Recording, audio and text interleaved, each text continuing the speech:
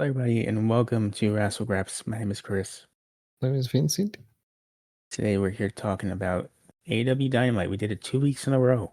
We're really doing Let's this. go. We're on a streak. I think that's what they say. We're on a streak. For most people, doing something once a week for 2 weeks back to back is not an accomplishment. For us, this is actually very good.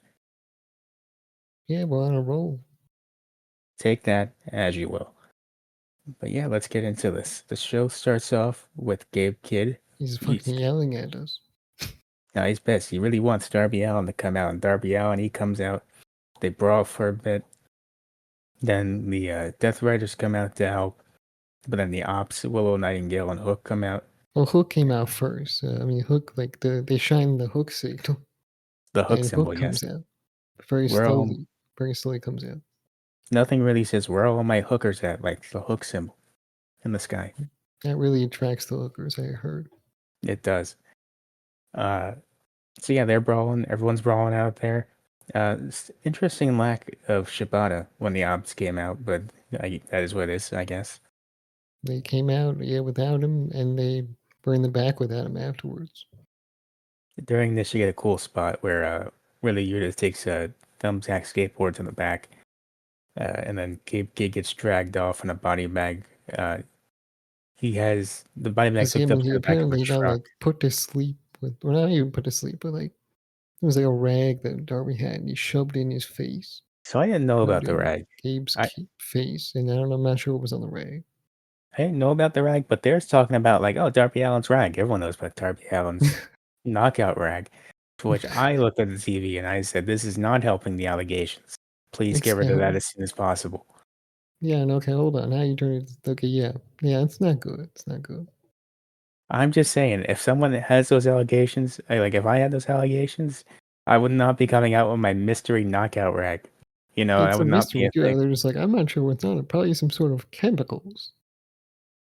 It's not good. Can they not No, say it's not good. chloroform on TV? Can they not suggest that he has a chloroform rag on television? I don't fucking know, man. But I know that Gabe was not knocked out because he was speaking. So either way, he gets knocked out long enough to get put in the body bag that's Yeah, then hooked up to the back of a truck, and then Darby drives off. he To drove which off. I'm not sure what the fuck he did with him after it. Well, whatever. I don't know. To which I said, hell yeah, this is already better than last week. It was a good open. I think it was a good, solid open. I was excited.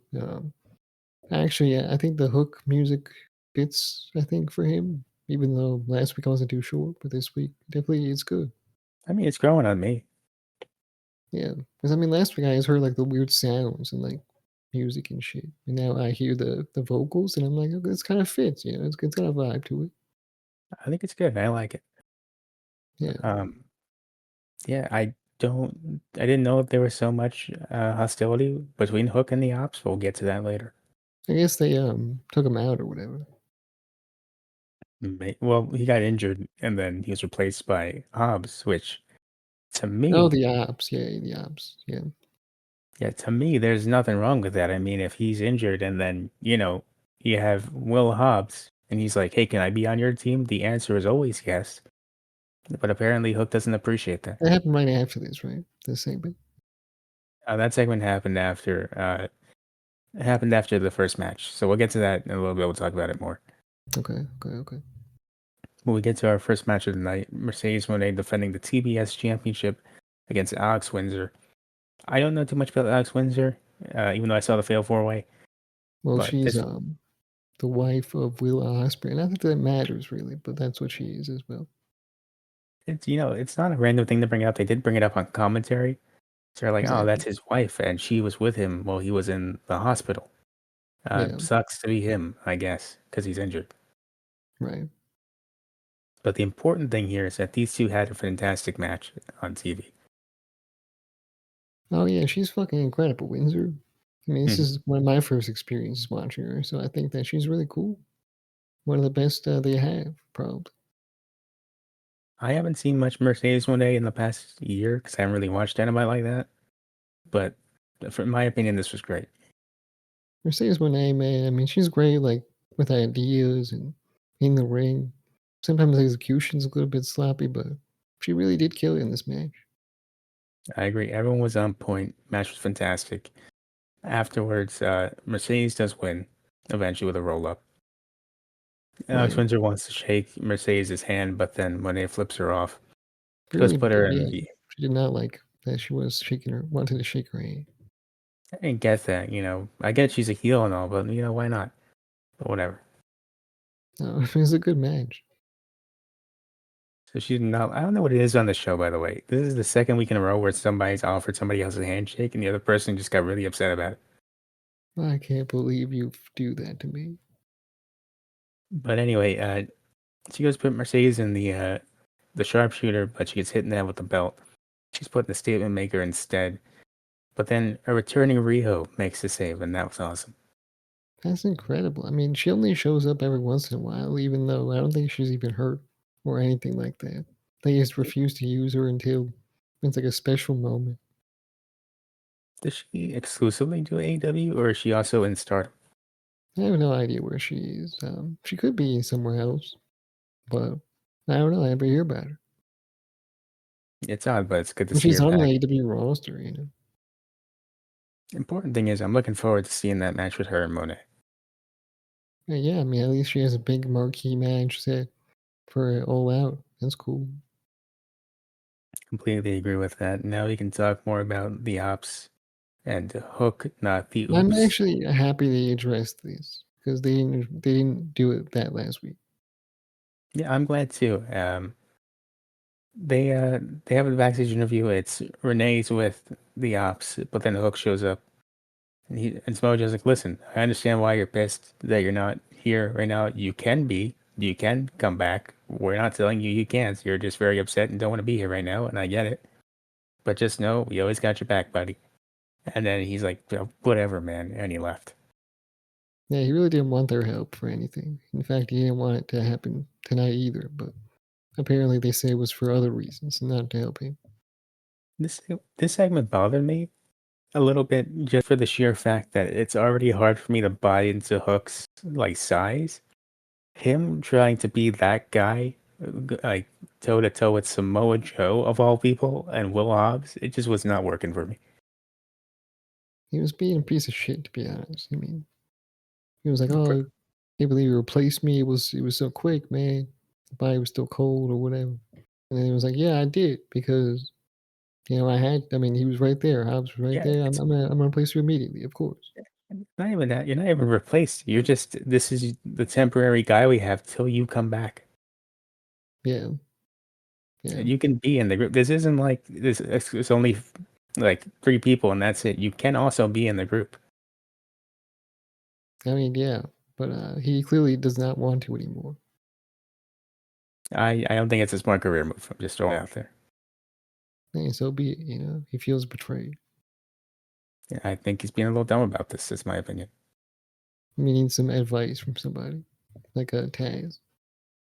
Tash should say, "Hey, brother, what are you doing?" Yeah, you should do that exactly. I would like that. He didn't say that on commentary, unfortunately, but he should have. Can we bring my demands? Can we bring the hook signal as well to the ops? I don't think they would disagree. You just change the H to an ops, and then there you go. There you go. It's perfect. But before we move on to the rest of the show, let's talk about the fact that Brian Danielson will be on commentary, like as a thing now. Yeah, I apparently really, not for that episode, but moving forward. they better not be fucking replacing Taz. By the way, this will upset me greatly if they are. No, they should replace Tony Schiavone. That's what I I'm mean, I saying. don't mean to do it for the meme, but I mean, they should replace Tony Schiavone. I'm just saying, Taz, it's so much fun on commentary. Tony Giovanni, I would say for the meme, because that's the thing on Wrassle Graps. Well, yeah, I guess all my homies do hate Tony Schiavone. Just because it's been a while since we've done a review doesn't mean the meme dies. It's still there. I mean, I thought we decided to end that like 2 years. It was probably like a year ago, bro. Like, man, a real hater knows it's never over. It's never over until it's over, and hopefully it's over.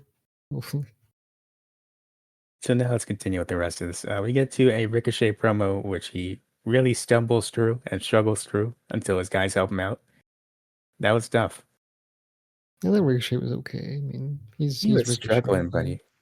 He's really shit. He's over there. He was like, "Listen, the Hurt Syndicate. We're different guys, but actually we want the same thing. So I guess we're not that different, but like we do it different ways." And then the other guy was like, don't worry, we're better though. We're better." And then they talk, and then Rick's like, "Yeah, yeah, we want to match with you guys." Yeah, to be honest, I don't really know what he was talking about, but it made sense a little bit. Bro was struggling, man. That man gotta stop talking. They were talking about like it was because of stuff that didn't even happen in AEW, but like other places. Yeah, other place. I wonder where other places could possibly be. Gee, I wonder. Yeah. We get more on that later, but for now, we move on to Mark Briscoe, who's out here. He wants Al Fletcher. Again, don't worry about MJF, not important, non-factor, actually. No, he's once Kyle Fletcher, yeah. And he calls Don Callis a penis. He does. Says you look like Elton John mixed with a penis. And everyone said, yes, true. I agree. Yeah, I agree. And then he comes out and he's like, on Saturday, you're going to face Takeshita. And Takeshita comes out. That To fit was show something himself. else, by the way. I love his fucking drip. This guy always fits are awesome. It's my favorite line on commentary, by the way. They were like, oh, it's Takeshita looking better than ever. And then Taz goes, yeah, he's wearing a shirt. It's all black, yeah. It's like, come on, man. What the fuck? He was like, I'm just fucking around. He looks great. Even commentary started corpsing. I'm like, what the hell, man? Yeah. Bro, you save that shit for the damn commercial breaks, Dad. Yeah, man, what the hell? But But yeah, I but mean, wasn't he? Mark was ready to fight someone right now. So he's Well, like, give me someone else you got. Or before we what? even get to that, wasn't he the same guy that he was talking about Brian Cage? He was like, if I was Brian Cage, I wouldn't wear a shirt either. Or was that Jim Ross? Yeah, it's probably Jim. I mean, it sounds like someone Jim Ross would say. Okay, it wasn't the same guy. But yeah, Takeshita faces off with Briscoe and then leaves. He's like, I actually was hoping to have a match tonight. To which he's like, oh, Lance Archer, get in there. Yeah, just one of the guys that was right there with him. Yeah, it was either that or not prepared to wrestle Rocky Romero. Which I thought that would have been alright. But whatever. Would have been Lance fine, Archer. but he wasn't even in his gear. Lance Archer was ready for something. I'm not sure what he was ready for. But yeah. I guess this moment exactly. He's always ready. He's not Matt Cardone. No. Well, he wasn't ready enough because he lost, but he's ready at some points in time. Yeah, he was like, what if? What if he chooses me to wrestle Mark Briscoe? He just knows that old wrestling adage, never go anywhere without your gear. He takes it to heart. He loves it. Turns out Rocky Romero didn't follow the same code. Yeah, and Don Callis saw that. He said, oh, fucking Rocky Romero. Fine. Lance Archer, get in there. Yeah. At least he's pretty big, so he could have done some real damage to Mark Briscoe. He slams him and then chokes him on the steel stairs, which was pretty cool. That was cool. I did enjoy this match. Yeah. It wasn't anything too fantastic, but it was a good, solid one-on-one that There's Mark like Briscoe wins. a lot of choke slam attempts and choke slams. They really watered down my guy Lance Archer since Jake Roberts left, and I don't like it. Yeah, I mean a little bit. He's kind of he's not that interesting, I'd say. He's losing that aura. He has no aura. I'll never forget Jake Roberts' run in AEW. It was legendary. He had the legendary quote, the greatest quote of all time. You remember that? Yes.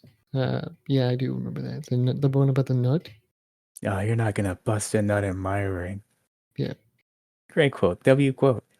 Fantastic quote. W quote. Shouts out Jake Roberts. Ever since that, it just hasn't been the same. No, not really. I mean, because he lost here to Mark Briscoe, so I should say something about that. I hope they eventually give him something to work with.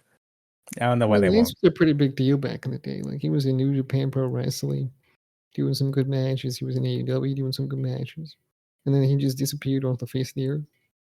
Listen, I know that it's been 6 years, 5 years, whatever. This is Cody Rhodes' fault, and I want that clear. And it's probably Cody Rhodes' fault, yeah, probably. He had that boring ass match with Lance Archer that Mike Tyson fell asleep during, and it just hasn't been the same ever since. They'll never trust him to have a match ever again. It's his fault. Let's move It's on simply Mark to. Briscoe's on that energy. So Mark Briscoe's allowed to carry this whole thing. It's the only reason why. Yeah. So then we get Statlander and Harley Cameron backstage. That happened Uh, before the Tony Storm promo? it did. I accidentally deleted it from my notes and then forgot about it. Okay. Right. So there's a promo with her. She's like, I want everyone to wrestle me. I want to be murdered for this title. So whoever wants to come out, Yeah. God doesn't judge, but I do. Let's do it. Yeah, Tony wants a challenger. We'll see if she gets a challenge. I think they already said what it was. I think it's a fatal four way at the pay per view. That was on Saturday, they said. I don't watch Saturday, whatever that show is called. No one watched. So I know we once called ourselves the Collision Colliders, but that was a couple years ago, Yeah, and that for was sure. also a lie. So It was a lie. Yeah, true. we get to Well, Stat Harley and Cameron Harley. and Statlander speaking gibberish. They're just over there, they were gibbering, jabbering about some stuff. They're rambling about something, right? So give us Brodito, and then they're like, no, don't give us Brodito, actually. We're fine with just Penno Ford and the other one. And Yeah, then then I'm confused.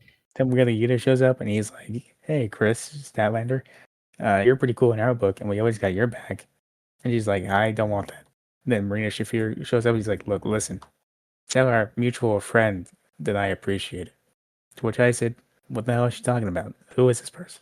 Well, it's probably John Mox, but I'm not Probably. sure. But why are we being so ominous about it? But that's why I was like, what the fuck are we talking about? This whole segment was like, what are we doing? Like, it was delivered okay, but I'm not sure what you were saying. It's like they're speaking in like an in joke that only they know. But I'm just sitting there and I was like, I don't know what's going on. Can we move I on thought from I this, was please? crazy. I thought I was insane. Anyway, I didn't like that. That's the first thing on the show. I was like, I don't know about that. It did not hit. But I mean, Yuta was like, I got a match to go to. And then he went to this match with Claudio. He said, all right, I'll deliver the message, even though I already got my ass beat today. But I got a match now, too. Bye. That delivery was kind of real. I'm not gonna lie. Kind of. I thought that was pretty good. Yeah.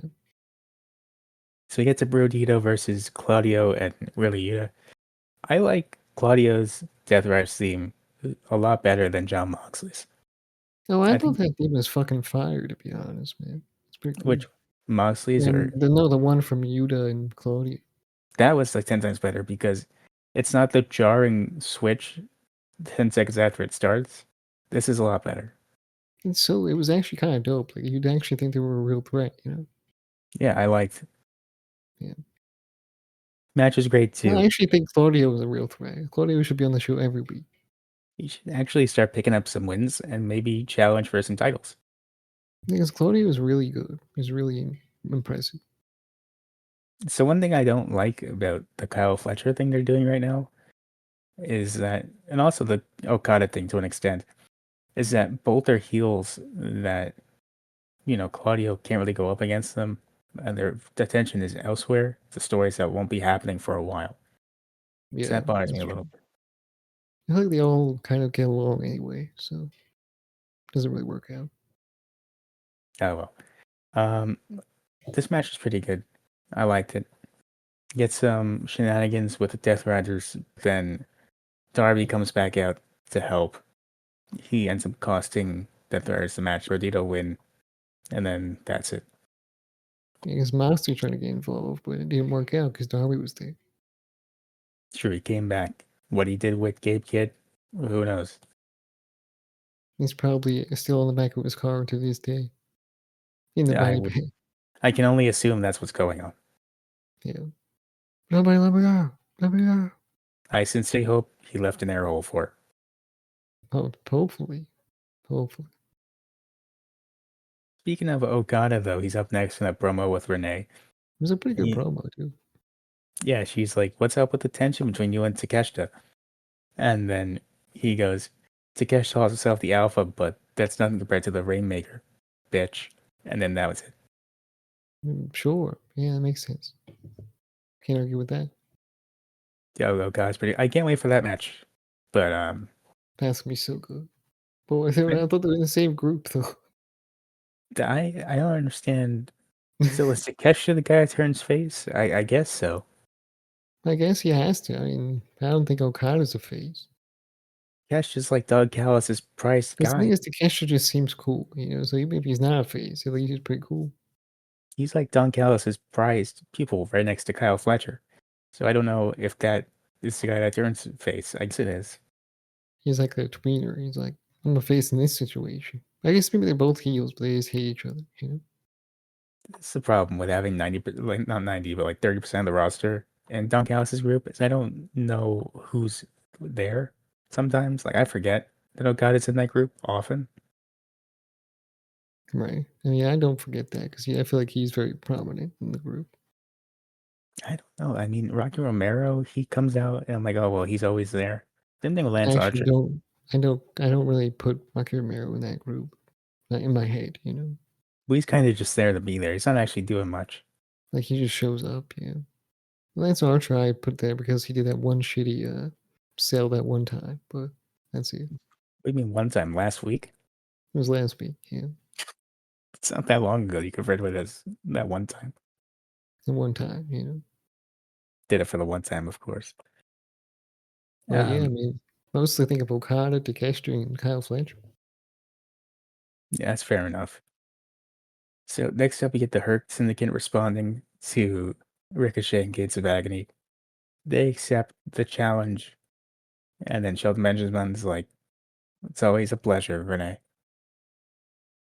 Yeah, called Ricochet kiss ass, which is kind of true, actually. Pretty much, you said you're setting a terrible example for those guys that you're teaming with, by the way, and that's the worst part about all of this. They seem like they want to recruit them almost. They're like, I you're also, wasting your time with Ricochet, guys. I got that impression too, and I would actually not mind that if that's what happens. That would be cool. I think they fit well in that group, you know, I'd like to see it. big guys. Yeah. So the next step, we get to Edge and Christian, but before Christian can come out, Edge gets jumped by FTR. Christian comes out to help. They do a brawl. Some random guy, I think Christopher Priest was his name. Is Uh, his name Christopher? I feel like you're making this up. it was something Priest. Christian Priest, maybe? I don't know. He hits No idea. Dax or Cash, and they had a match on Saturday. I don't know how that went. So they had a match already about this. Yes, All right. I mean, I'm sure that went. I'm sure FDR won. I'm sure they did too. I don't mind this build to their eventual tag team match, TR and Edge and Christian. But I would like more promos from Christian because that's my favorite thing about it. I feel like Christian just comes out like at the end. And he's like, "I'll save you." I like how he took his time with that. He always takes his time. Always. He's never in a rush. You know. That's just how he is. That's my guy right there. I'm actually thinking of buying a Christian Cage figure, even though I don't even collect wrestling figures anymore. Man, do they have one of those? They do. Here's my gripe. Comment section also chime in to help me decide about this. Ringside has one for $18. It's him in the casual fit like the one he's wearing tonight. The trouble I have with this one is that the packaging shows him clearly with a TNT title, which is the best Christian time, but he doesn't have the TNT title in the box.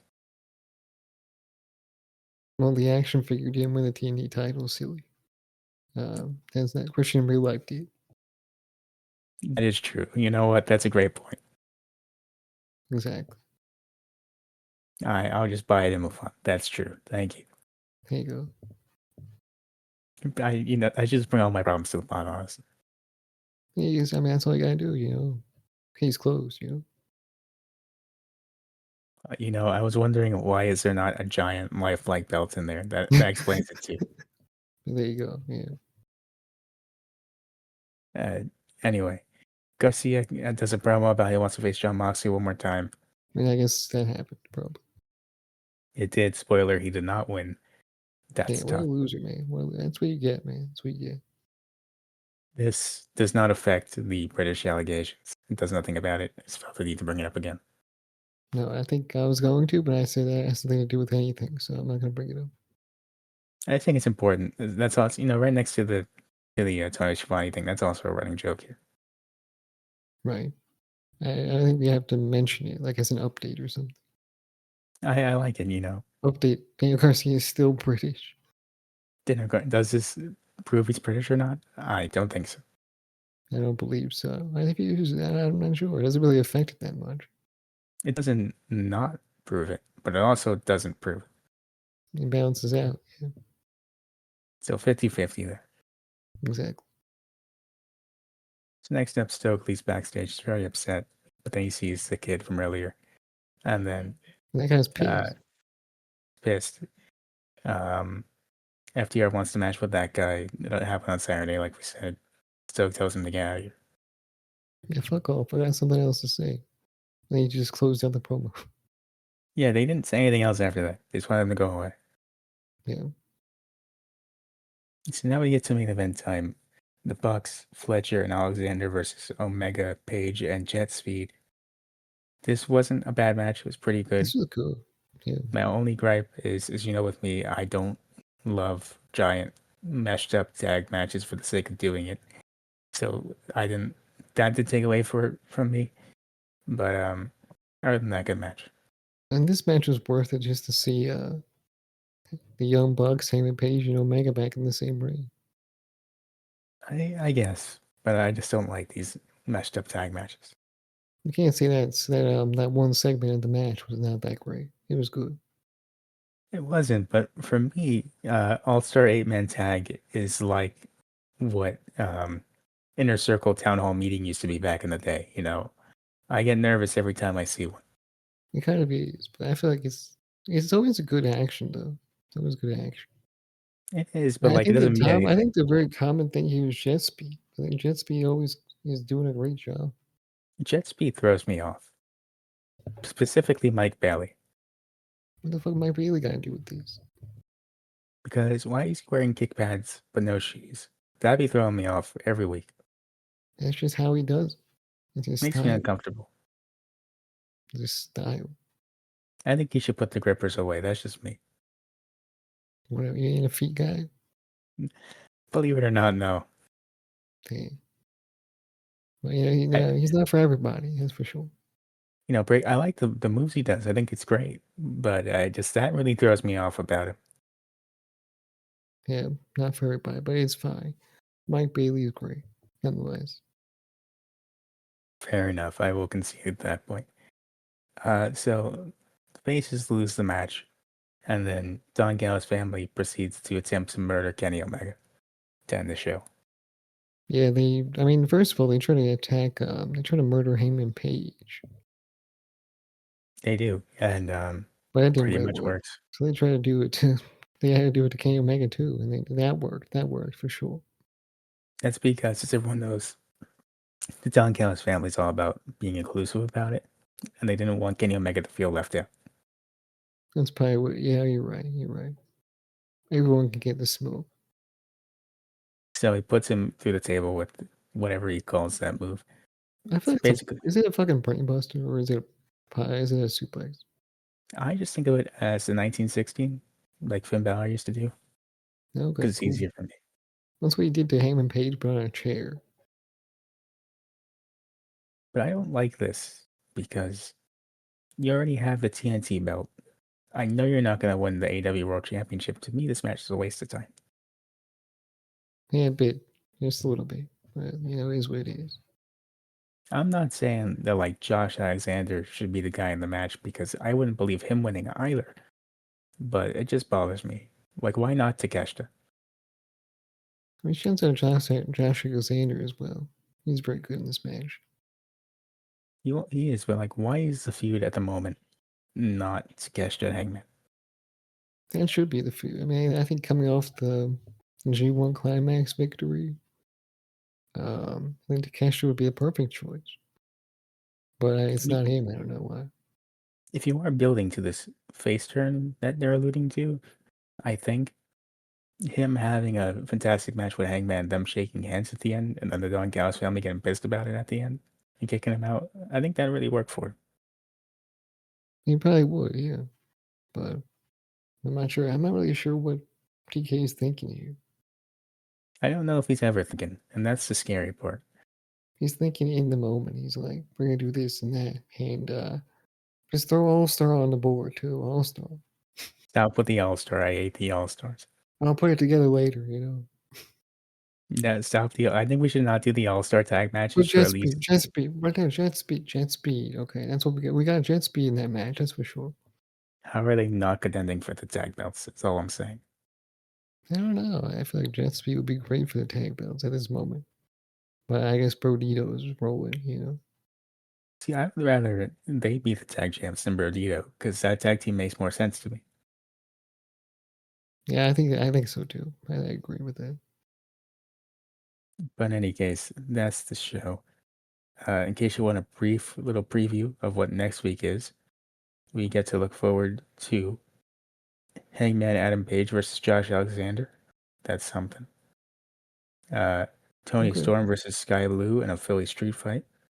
Oh, nice, And also Shelton Benjamin versus Ricochet. That's next week. nice. I hope the Philly street fighter has a Philly cheesesteak in it. I also hope so. That would be ideal for me. That would be pretty cool. If someone can get hit with a Philly cheesesteak in front of the Rocky statue, this is really a 5-star match.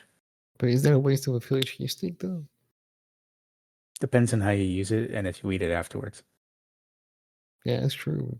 That's true. But if it's like And, those the spot from what was it, the last pay-per-view, Forbidden Door. oh, the one that got, what's his name, pissed? Yes. I understand what you're saying. Oh, the one that got Booker T mad. Yeah, that That Booker T one, yeah. that was so dumb. I hated that so much. What, the spot or the book that he was bad? The take. That's the reason you don't watch AEW. In the same match, Darby Allin got stabbed in the ear. That was like that's not your gripe. I'm just saying. Well, he's lying. Yeah, he's lying just because. Like, he's just trying to have a hot take, you know? NXT did a blindfold match. Literally a couple of days later, your company's doing a show Exactly. called WrestlePalooza. Let's not talk, okay? Exactly. There's like no. Like, you can literally say a bunch of stupid shit that happened in WWE, but he's still there. So, See, that was a horrendous take. But back on to yeah. the course of what we're talking about here. Philly Uh, cheesesteaks. Final Philly cheesesteaks. That's next week. Uh, Okay. thumb thoughts. What are we thinking? I'm thinking thumbs up. I'll, I'll put the. I'll put thumbs up. Yeah, thumbs up. It was a pretty enjoyable show. It's very enjoyable. A few nitpicks, nothing serious, nothing super memorable, but nothing bad, I would say. Um, and after SmackDown, this was a breath of fresh air, so I enjoyed it. We did watch it after SmackDown, which made it a little more enjoyable, I think. It didn't hurt it. I'll say that much. No, I was like, damn, I actually enjoy this more. Yeah. I think that's what we should do from now on. We watch SmackDown and then we say, God, I hate it here. Then we watch AEW and then we give it a higher review. I think that's how it works now from now on. Depends on what Tony Khan does, you know. Yeah, that's also true. If he does that stupid shit like he did at the end of Forbidden Door, I think that it would be bad. You know? If we can get more of Don Callis choking out Big Justice, I think that's the goal here. They're really leaning into the whole Don Callis family is too so big. It's got the whole roster on it, and it's taking over the company. I'm trying to see the Rizzler get the comeuppance for Big Justice, really. And I think that might happen actually. Rizzler and Big Justice match The Rizzler versus on the pre-show or whatever. the Rizzler versus Kyle Fletcher for the belt is really where I'm going for. To tell you the truth. The Rizzler brings the China Short Speed over to AEW one time for the one time. And with that said, guys, thank you so much for listening. We're turning it into Um, what Tony Khan, not Tony Khan, what Kenny Omega would hate so much. this is the quote that would have him look at the locker room and say, "I wouldn't have hired 80% of you." That's what it would be. Yeah. But yeah, so thank you so much for listening, guys. If you made it this far, please remember to like, comment, subscribe if you enjoyed. For listening on a podcasting platform, 5 stars always appreciated. And if you want more of us, go follow us on our social medias. We'll catch you guys in the next one. Bye.